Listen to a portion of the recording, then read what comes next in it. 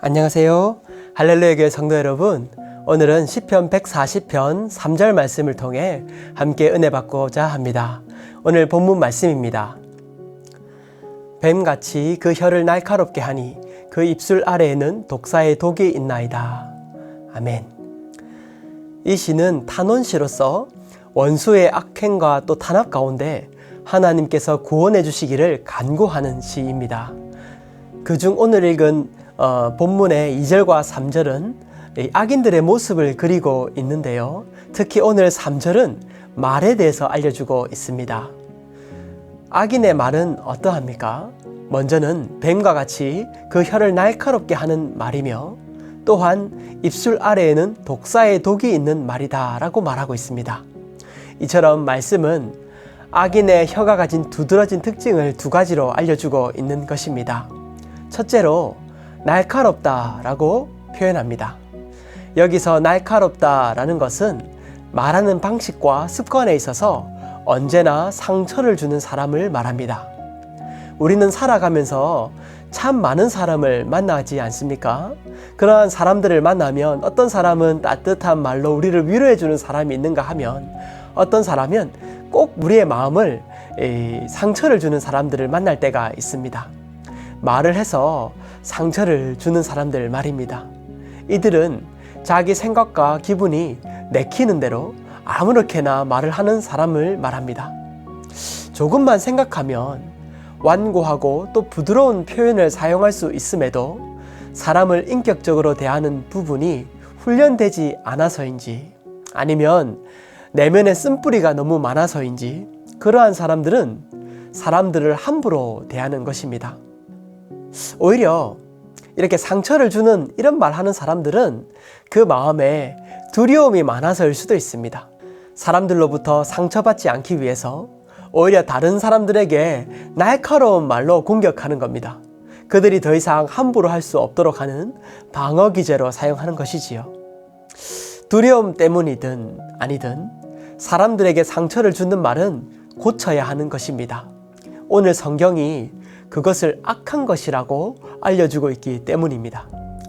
두 번째로 오늘 본문은 치명적인 독이라고 표현합니다. 오늘 본문은 말에 치명적인 독이 있다고 표현하고 있습니다. 이것은 악의적인 마음으로 상대의 마음을 아프게 한다는 것입니다. 악한 마음으로 악담과 저주, 그리고 조롱과 비난의 말을 마구 쏟아내는 사람들을 그러한 사람들 말이지요. 이러한 사람들은 이 말로 상처를 주는 것입니다. 때로는 어떤 사람에게는 부드러운 말처럼 하는 것으로 들렸는데 지나고 보면 그 사람이 한 말이 곱씹어지고 생각하면 자존심 상하고 또 마음에 상처가 될 때가 있습니다. 부드러운 말처럼 들리지만 그 말 속에는 치명적인 독이 담겨 있기 때문입니다. 그 악한 마음 말이지요. 욕설과 험담이 익숙한 세상일 수 있습니다. 남을 깎아내리는 것이 사회적으로는 당연하게 느껴질 수도 있습니다. 하지만 이러한 언어 습관은 하나님께서 기뻐하시지 않는 것입니다. 야고보서는 이렇게 말합니다. 혀는 곧 불이요 불의의 세계라. 혀는 우리 지체 중에서 온몸을 더럽히고 삶의 수레바퀴를 불사르나니 그 사르는 것이 지옥불에서 나느니라. 악한 말은 사람들로 하여금 상처를 주게 하고 또 분열을 일으킵니다. 우리는 하나님이 싫어하는 것을 싫어하고 또 좋아하는 것을 좋아해야 하는데요. 이 말에 있어서 아직도 변화받지 못하여서 날카로운 말과 치명적인 도구로 사람을 죽이고 있다면 우리는 오늘 이 시간 회개하고 말로써 사람을 살리고 치료하며 위로해야 할 것입니다. 그렇다면 말에 있어서 우리는 어떻게 이러한 하나님의 뜻을 잘 가져갈 수 있을까요? 먼저는 마음의 변화를 위해서 기도해야 합니다. 말은 마음속에 가진 것이 나오는 통로입니다. 그렇기에 마음을 다스리고 변화를 받는 것이 중요한 것입니다. 존 파이퍼는 그의 책에서 이 말에 대해서 이렇게 말하고 있습니다. 말의 문제는 결국 마음의 문제이다. 말의 문제는 어휘의 문제도 또 기교의 문제도 아니다. 본질적으로 마음의 문제다. 죄는 오로지 나 자신을 향하게 한다. 삶을 고작 내 삶의 크기로 오그라뜨린다. 나의 바람, 나의 필요, 나의 감정에 집착하게 한다. 사랑의 삶을 살려면 먼저 자신에게서 구조되어야 한다. 우리를 구조하는 그분의 은혜가 없다면 우리는 요한이 묘사한 대로 타인을 사랑할 능력이 전혀 없다. 내 마음의 생각과 내 입술의 말 사이에는 유기적 일관성이 있다. 말의 전쟁은 자신의 나라와 하나님의 나라 간의 전쟁이다. 마음을 다스리는 나라가 말도 다스린다. 이처럼 우리의 마음에 나의 생각과 사고방식으로 다른 이들을 공격하는 것이 아니라 하나님의 마음을 품는 것이 중요합니다. 하나님의 마음은 어떠합니까? 하나님은 사랑을 사랑하셔서 자신의 독생자를 주신 사랑의 하나님입니다. 나의 마음에 충만하도록 하나님의 사랑이 가득하기를 기도해야 하는 것입니다. 그 마음이 우리에게 부어질 때 우리는 비로소 악한 마음을 제하고 사랑의 마음을 가질 수가 있습니다. 그리고 입술로 다른 이들을 사랑하고 축복할 수 있는 것입니다. 두 번째로 선한 말로 덕을 끼치는 훈련을 해야 합니다. 우리의 말에 있어서 선한 말을 하는 훈련이 필요합니다.